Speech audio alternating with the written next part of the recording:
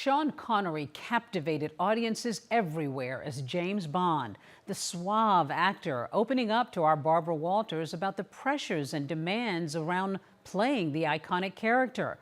But at one point during this wide-ranging interview, it takes a turn with Barbara calling him out as a male chauvinist.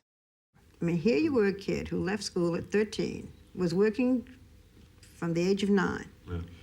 And while you were in South Pacific, you went to libraries and read and read and read and read. Well, every town has a library, and in the winter there's a fire, and you don't even have to take the books out of the place. It was, I went, and then I did the show only at night, so from the time in the evening, I'd go to dinner afterwards. The first thing in the morning, I'd go to the library.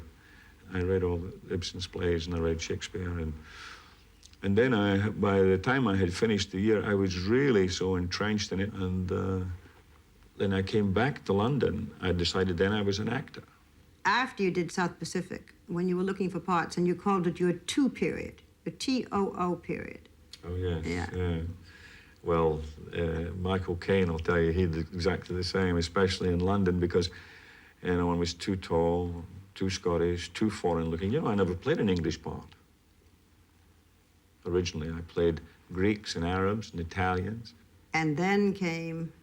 And then Bond. And then came... Bond. When you say Bond, James Bond, did they tell you how to do that, or did you just do that? No. I'm trying to get you to say it. I had to say, my name is Bond, James Bond. Okay. So, here's this guy who's having a tough time being too tall, too foreign, too this, too that, and turns out to be the suave perfection of an Englishman. Was it fun, at least in the beginning? Yeah. Yes, it was more fun in the earlier ones. Yeah. What about all those love scenes, all those beautiful women? It was very hard work. Very hard work. Yes, you really had to get yourself into the part, huh? Yes. There's some very nice women, I must say.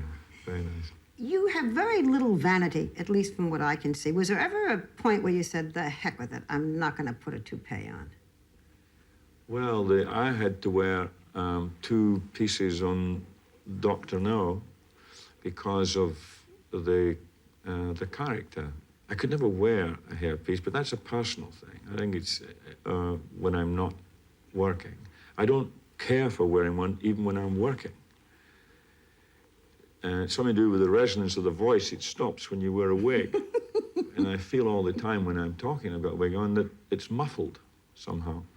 And I just don't like to wear one wig. I'm sure this is going to kill the wig business.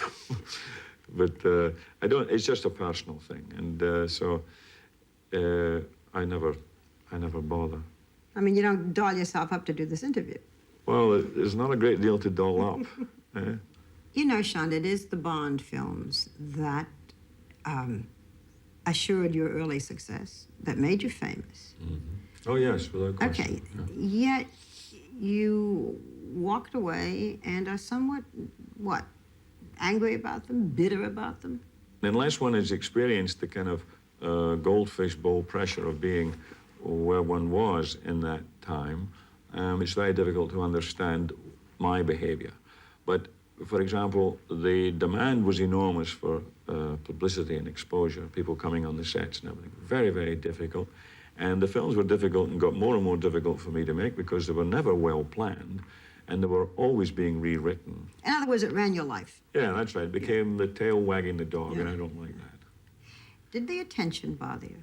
I mean, for a man who is as private as you are. Well, that was one of the problems, yeah. You know, the only comparison was like, say, with the Beatles, because there were 4 of them to kick it around and take the onus off one, and one would get another, and they could play games within it. But when you're on your own, it makes it, you know, in places like Japan, the guys coming in with cameras in the toilet, and, I mean, it really became preposterous. And women? No, they never came in the toilet. No. You mean that the women came in the toilet? I meant constantly, you know what I mean. Yeah. No, we had, one really got hounded a lot because of... A lot of men would listen to this and say that should be his biggest problem. Yeah? Yeah. Well, yeah, but, you know, That's what I say. It's only if you yourself has experienced it, do you know what it's like? The Man Who Would Be King is a particular favorite of mine, and from what I've heard of yours. Yeah, it's a good yeah, with movie. Michael Caine. Yeah. Yeah.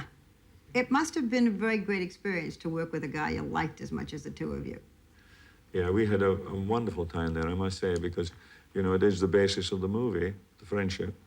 And he's great fun, Michael. Does the friendship mean a lot? Friendship of men? Oh, yeah, I like that. I think that's one of the pleasures of golf as well. Mm. I'm not mad. I don't like playing golf with women, no matter how good they are. I really don't. Your wife plays golf. She's a very good golfer, yeah. You don't I like to play with very her? often with her, no. Why not? Because I don't like playing golf with women. Why not? I like the company of men better at golf. Why? It's very difficult to explain. It's just it's more pleasurable playing golf with men than women.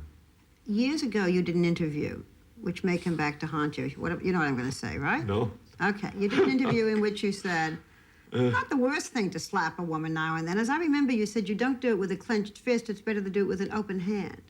Mm. Yeah. Remember that? Yeah. Yeah. And I didn't love that. I haven't changed my opinion. You haven't? No, not at all. You think it's good to slap a woman? No, I don't think it's good. I don't think it's bad? I don't think it's that bad. I think that it depends entirely on the circumstances and if it merits it. Yeah. Or what would merit it? Well, if you have tried everything else, and women are pretty good at this, they can't leave it alone. They want to have the last word, and you give them the last word, but they're not happy with the last word. They want to say it again and get into a really provocative situation. Then I think it's absolutely right. To give her a good slap? Yeah, absolutely. What if she gives you a good slap back? Well, then you get into another area. I mean, then maybe she's getting to like it, and then it becomes something else. I don't know. But no, seriously, I think that it's the last resort. He's not going to do it because he wants to do it. Huh? Wait till people see this interview. Are you going to get mail? Might get some female. Well. Do you ever slap your wife? No. No, she doesn't provoke it. No. Yeah, yeah. Well, she takes me to the wire. She's very, you know, she's very much got her own views and opinion and everything, and she's French, and, you know, they're quite pragmatic. I swore when I was preparing the questions for this interview that I would not use the phrase male chauvinist. But you are a male chauvinist, aren't All right, you? and what is a male chauvinist? Well, it's a guy who it's that sort of macho, you know, women are kind of nice as long as they're not too much around, and a good whack. And I never fanny said never that. hurt. I never And said well, that, you said Barbara. you don't mind giving him a little whack. No, no, if you're it's at the lifting it last right resort. out of Okay, context. then you tell me. So we No, have it you straight. tell me what you. I don't profess to be macho. I don't profess to walk around smacking her. I never smacked my wife.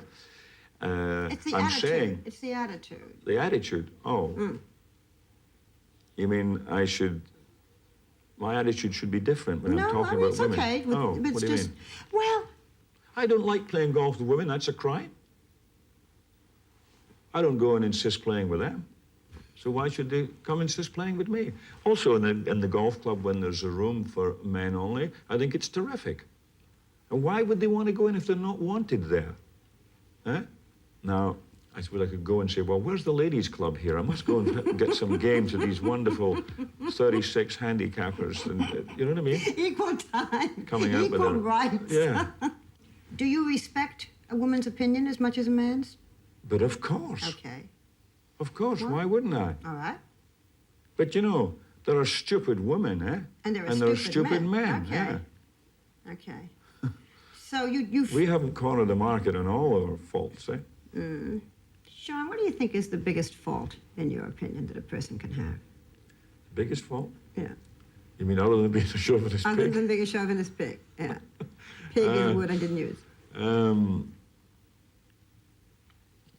Stupid. I hate stupidity more than anything. Do you have a philosophy by which you live? Do you have some guidelines? Yeah, well, I have very, very simple ones. I never do anything to anybody that I wouldn't want done to me. And that applies to everything and anybody. I mean, I made a few real mistakes in my life, being over-trusting, but you can't, trust you can't measure. You can't give a quarter or a tenth or whatever it is. You just trust somebody, you don't. So and one got screwed a few times. Finish this for me. Sean Connery is? Almost a male chauvinist pig. I thank you, Mr. Connery. Thank you, Barbara.